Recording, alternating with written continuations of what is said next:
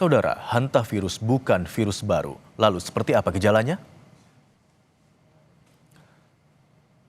Hantavirus merupakan penyakit yang umumnya menular melalui kontak dengan tikus, baik urin atau kotoran tikus dan debu yang terkontaminasi. Penyakit ini muncul dalam dua bentuk klinis di dunia.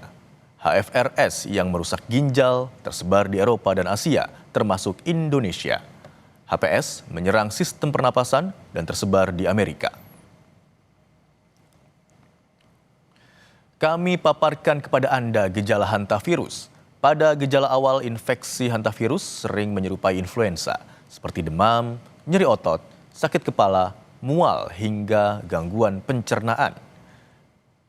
Karena gejalanya tidak spesifik, diagnosis dini kerap terlambat dilakukan. Pada kondisi berat, infeksi dapat berkembang cepat menjadi gangguan pernafasan serius yang membutuhkan perawatan intensif di rumah sakit.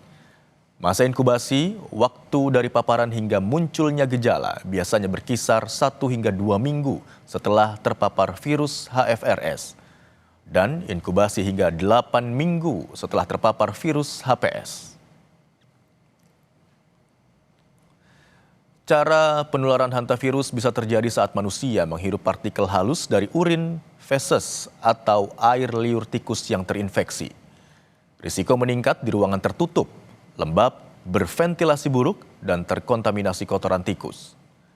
Penularan antar manusia sangat jarang dan umumnya terjadi melalui kontak erat serta intensif dalam waktu yang lama dan tidak menyebar cepat seperti influenza, campak, ataupun COVID-19.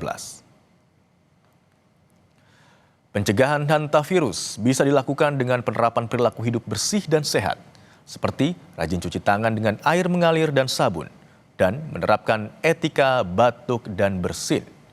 Lakukan metode wet cleaning, selalu gunakan kain pel basah untuk mencegah partikel virus berterbangan. Simpan makanan dengan aman, tutup akses tikus, dan jika bergejala, segera kunjungi fasilitas kesehatan.